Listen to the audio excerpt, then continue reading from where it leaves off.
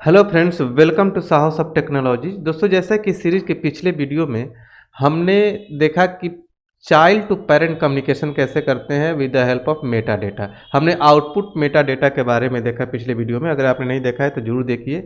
आज के वीडियो में हम बात करेंगे डायरेक्टिव्स के बारे में। Very important topic in angular. ये जो टॉपिक है, ये जो फीचर है, एंगुलर का किलर फीचर है।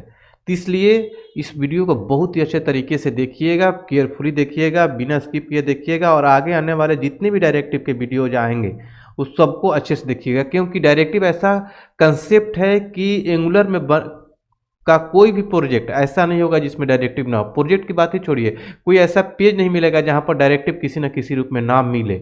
हर पेज पर आपको डायरेक्टिव मिलेगा, ठीक है। और डायरेक्टिव को लेकर मेजर चेंज भी आया हुआ है, इसलिए डायरेक्टिव और भी खास हो जाता है आपके लिए।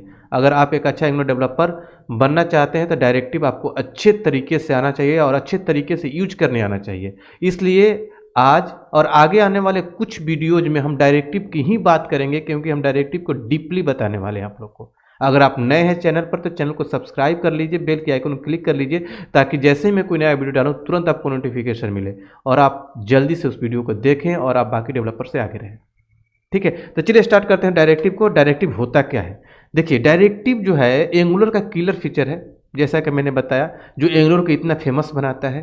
With the help of directive आप एंगुलर के अंदर डायरेक्टली HTML पर इफ एल्स कंडीशन लगा सकते हैं, लूप चला सकते हैं, स्विच केस लगा सकते हैं, किसी एलिमेंट का अपीयरेंस चेंज कर सकते हैं ऑन द रन टाइम। सोचिए कितना पावरफुल है।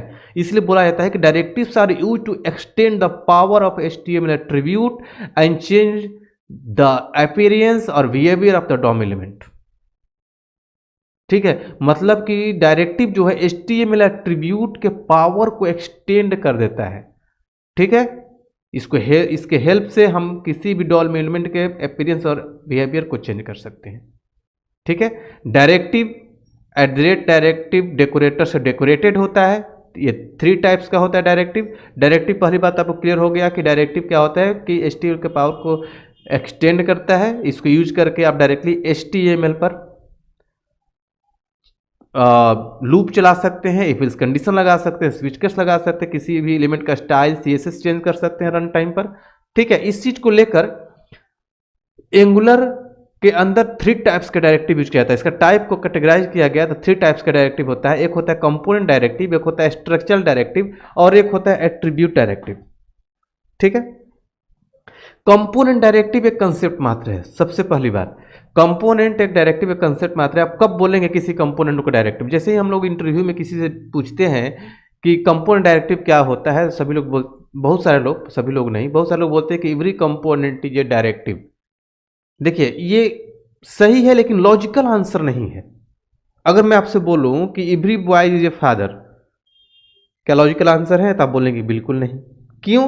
क्योंकि हाँ, बॉयज ही फादर बनते हैं, लेकिन बॉयज को उसके लिए क्या करना होता है? शादी करना होता है, बच्चे होते हैं तब वो फादर बनते हैं। लेकिन हाँ, बॉयज ही फादर बनते हैं। तो कंपोनेंट भी डायरेक्टिव ट्रीट होता है, लेकिन कब होता है उस कंडीशन पर डिपेंड करता है। ऐसा नहीं कि हमने 10 कंपोनेंट क्रिएट करके रख लिया और 10 कंपोनेंट डायरेक्टिव ट्रीट हो रहे हैं, नहीं, ठीक है। किसी कंपोनेंट को डायरेक्टिव तब बोलेंगे जब वो कंपोनेंट किसी और कंपोनेंट के डॉम का स्ट्रक्चर को चेंज करे, ठीक है, तब उसको हम कंपोनेंट डायरेक्टिव बोल सकते हैं। जैसे मान लीजिए हमने कंपोनेंट एक बनाया और उसको कहीं यूज नहीं किया तो डायरेक्टिव ट्रीट नहीं होगा। जब उस कंपोनेंट का सेलेक्टर किसी और कंपोनेंट के अंदर रख देंगे, जैसे मान लीजिए हमने पिछले वीडियो में दिखाया पेरेंट और चाइल्ड बनाने के लिए कि स्टूडेंट कंपोनेंट का सेलेक्टर हमने ऐप कंपोनेंट के अंदर रखा, तो स्टूडेंट कंपोनेंट कहां लोड हो रहा था? ऐप कंपोनेंट के अंदर। तो इस मतलब इस क्या हुआ कि ऐप कंपोनेंट के डॉम का स्ट्रक्चर कुछ ने चेंज कर दिया, तो इन दैट केस हम उस कंपोनेंट को कंपोनेंट डायरेक्टिव बोल सकते हैं। ये याद रखिएगा, ऐसे ही आंसर आप दीजिएगा। दूसरा होता है स्ट्रक्चरल डायरेक्टिव। स्ट्रक्चरल डायरेक्टिव क्या होता है कि जो डॉम के स्ट्रक्चर को चेंज करे, ठीक है। स्ट्रक्चर डायरेक्टिव में 3 डायरेक्टिव आता है। एक होता है इफ, एक होता है फॉर, एक होता है स्विच, ठीक है। अब मैं क्यों बोल रहा हूं कि ये डॉम स्ट्रक्चरल डायरेक्टिव है और डॉम के स्ट्रक्चर को चेंज करता है? तो सोचिए, अगर मान लीजिए मेरे पास कोई डिव है और डिव को हम इफ एल्स कंडीशन लगाकर हाइड एंड शो कर रहे हैं, तो डिव के अंदर जितना डेटा है, हो सकता है 200 लाइन का डेटा हो तो उतना डेटा डोम से रिमूव कर देगा। जैसे हाइड करेंगे तो रिमूव हो जाता है। ऐसा नहीं कि जैसे नॉर्मली आप किसी भी HTML में आप किसी भी डेटा को, किसी डिव को विजिबल फॉल्स करते हैं तो हाइड हो जाता है, लेकिन डोम में वो डेटा रहता है, आप जाकर देखिएगा। लेकिन डायरेक्टिव के थ्रू आप उसको हाइड करेंगे तो डोम से रिमूव हो जाता है। जैसे ही ट्रू करेंगे तो डोम में आ जाएगा। तो मतलब डोम का स्ट्रक्चर को चेंज कर रहा है। जब इसका मैं प्रैक्टिकल करके दिखाऊंगा तो आप लोग को और भी समझ में आएगा। स्ट्रक्चर डायरेक्टिव को लेकर बहुत ही मेजर चेंज आया हुआ है। ठीक है, पहले डायरेक्टिव जो होता है एंगुलर 17 से पहले, अभी तो आप 19 पढ़ रहे हैं, 17 से पहले star NG if, star NG for, star NG switch, इस तरीके से जो होता था स्टार लगा कर आता है। लेकिन अब इस सारा का सिंटेक्स चेंज हो गया। अब एड्रेट इफ, एड्रेट फॉर, एड्रेट स्विच ऐसे यूज होता है, जो कि कंपेयर टू ओल्ड सिंटेक्स बहुत ही फास्ट है। इसके बारे में हम आगे आने वाले वीडियो में बिल्कुल ही प्रैक्टिकल करेंगे। ठीक है, उसी तरीके से अगर हम फॉर डायरेक्टिव यूज करके लूप चलाकर कोई डेटा को बाइंड करते हैं तो क्या होता है, कोई भी डॉम के स्ट्रक्चर को चेंज करता है तो भी स्ट्रक्चर डायरेक्टिव। अगर स्विच केस लगाकर भी हम किसी डेटा को बाइंड करते हैं तो भी डॉम का स्ट्रक्चर को चेंज करता है, तो स्ट्रक्चर डायरेक्टिव हो गया। अगला है एट्रीब्यूट डायरेक्टिव। एट्रीब्यूट डायरेक्टिव क्या करता है कि एट्रीब्यूट डायरेक्टिव को यूज करके हम किसी भी डॉम के अंदर जो एलिमेंट होता है उसके अपीयरेंस को चेंज करते हैं।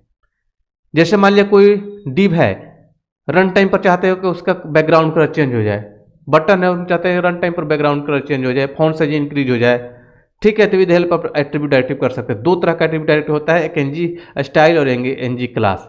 एनजी स्टाइल में क्या होता है कि हम किसी भी स्टाइल को किसी एलिमेंट पर रन टाइम पर ऐड रिमूव कर सकते हैं, और एनजी क्लास में क्या होता है कि किसी के पूरे क्लास को, CSS क्लास को ऐड एंड रिमूव कर सकते हैं ऑन रन टाइम। तो ये सब चीज हमने यहाँ पर भी लिख रखा है कि कंपोनेंट डायरेक्टिव क्या होता है। ठीक है, इसके बारे में हमने जो समझाया वही लिख रखा है। स्ट्रक्चर डायरेक्टिव या स्ट्रक्चर को चेंज करे, कौन कौन सा स्ट्रक्चर डायरेक्टिव है वही भी हमने लिख रखा है। एनजी पहले था, एड्रेटिव हो गया, पहले एनजी फॉर था, आपका अब एड्रेट फॉर हो गया। ये पुराना सिंटेक्स है, ये नया सिंटेक्स है। ठीक है, हालांकि हम दोनों सिंटेक्स के बारे में बात करेंगे, दोनों सिंटेक्स सिखा देंगे आप लोग को। ठीक है, और अगला है एट्रीब्यूट डायरेक्टिव, जो दो तरीके का होता है। एनजी स्टाइल, जो पूरे के पूरे स्टाइल को किसी डॉम एलिमेंट पर ऐड रिमूव कर सकते हैं रन टाइम पर, और एनजी क्लास पूरे के पूरे क्लास को हम कर सकते हैं। तो आई होप कि आप लोग को समझ में आ गया होगा कि क्या होता है डायरेक्टिव। इन सारे कंसेप्ट को हम डीपली विद प्रैक्टिकल अलग अलग वीडियो में देखने वाले हैं। तो बने रहिए सीरीज में, चैनल को सब्सक्राइब करके रखिए ताकि आपको सारा इन्फॉर्मेशन मिलता रहे। अगर आप बिल्कुल ही कॉर्पोरेट लेवल का नॉलेज रखना चाहते हैं तो आप हमारा लाइव क्लास ज्वाइन कर सकते हैं। वीडियो के डिस्क्रिप्शन बॉक्स में जाइए, हमारे वेबसाइट का लिंक अवेलेबल है, वेबसाइट पर विजिट करिए, सिलेबस देखिए, जहां पर हम बिल्कुल ही कॉर्पोरेट लेवल का ट्रेनिंग देते हैं।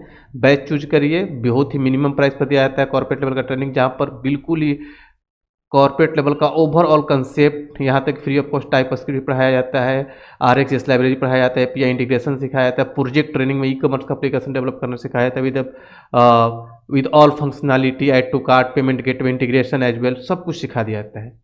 तो चलिए मिलते हैं अगले वीडियो में अगले टॉपिक के साथ। तब तक थैंक यू सो मच।